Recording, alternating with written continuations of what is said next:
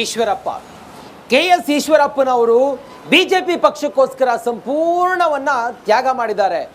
ತಾವು ಕಳೆದ ಬಾರಿ ಚುನಾವಣೆಗೆ ನಿಲ್ಲೋದು ಕೂಡ ಬಿಟ್ಟು ತನ್ನ ಪುತ್ರನ ಭವಿಷ್ಯಕ್ಕೋಸ್ಕರ ಹಾವೇರಿ ಟಿಕೆಟ್ ಅನ್ನ ಕೊಡಿಸ್ಬೇಕು, ಲೋಕಸಭಾ ಟಿಕೆಟ್ ಅನ್ನ ತಮ್ಮ ಪುತ್ರ ಕಾಂತೇಶ್ಗೆ ಕೊಡಿಸ್ಬೇಕು ಅಂತೇಳಿ ಸತತ 2-3 ವರ್ಷಗಳಿಂದಲೂ ಕೂಡ ಕಾಂತೇಶ್ ಹಾವೇರಿ ಲೋಕಸಭಾ ಕ್ಷೇತ್ರದಲ್ಲಿ ಓಡಾಟ ಮಾಡ್ತಾ ಇದ್ದು ಟಿಕೆಟ್ ನನಗೇನೆ ಅನ್ನುವ ಲೆಕ್ಕಾಚಾರದಲ್ಲಿದ್ದರು. ಆದರೆ ಕೊನೆಯ ಹಂತದಲ್ಲಿ ಹಾವೇರಿಯ ಎಲ್ಲ ಲೆಕ್ಕಾಚಾರಗಳು ಈಶ್ವರಪ್ಪನವರ ಲೆಕ್ಕಾಚಾರ ಉಲ್ಟಾ ಆಗಿ ಹಾವೇರಿಯಲ್ಲಿ ಮಾಜಿ ಮುಖ್ಯಮಂತ್ರಿ ಬಸವರಾಜ ಬೊಮ್ಮಾಯಿ ಅವರಿಗೆ ಟಿಕೆಟ್ ಸಿಕ್ಕಂತ ಸಂದರ್ಭದಲ್ಲಿ ಈಶ್ವರಪ್ಪನವರಂತೂ ಕಂಪ್ಲೀಟ್ ಅಸಮಾಧಾನಗೊಂಡಿದ್ದಾರೆ. ಈ ಕಾರಣದಿಂದ ನಾಳೆ ಸಭೆಯನ್ನ ಸೇರ್ತಾರೆ ಕಾರ್ಯಕರ್ತರ ಜೊತೆಯಲ್ಲಿ.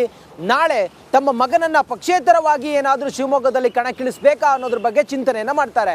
ಈ ಕುರಿತಾಗಿ ಶಿವಮೊಗ್ಗ ನಗರ ಕ್ಷೇತ್ರದ ಶಾಸಕ ಚನ್ನಬಸಪ್ಪ ಅವರು ಹೇಳ್ತಾ ಇದ್ದಾರೆ, ಇದು ಬಿಜೆಪಿ ಸಭೆ ಆಗಿದ್ರೆ ಬಿಜೆಪಿ ಸಭೆಗೆ ನಾನು ಹೋಗ್ತೇನೆ. ಬಿಜೆಪಿ ಸಭೆ ಆಗಿದ್ರೆ ಮಾತ್ರ ಹೋಗ್ತೇನೆ.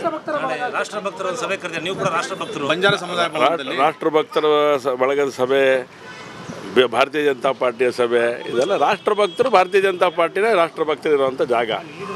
ಹಾಗಾಗಿ ಭಾರತೀಯ ಜನತಾ ಪಾರ್ಟಿ ರಾಷ್ಟ್ರಕ್ಕೋಸ್ಕರ ಬದುಕ್ತಾ ಇರೋಂಥ ಪಾರ್ಟಿ. ಭಾರತೀಯ ಜನತಾ ಪಾರ್ಟಿ ರಾಷ್ಟ್ರದ ಏಳಿಗೆಗೋಸ್ಕರ ಬದುಕಿದಂಥ ಪಾರ್ಟಿ. ಭಾರತೀಯ ಜನತಾ ಪಾರ್ಟಿ ದೇಶ ಮೊದಲು ಅಂತ ಹೇಳಿದಂಥ ಪಾರ್ಟಿ.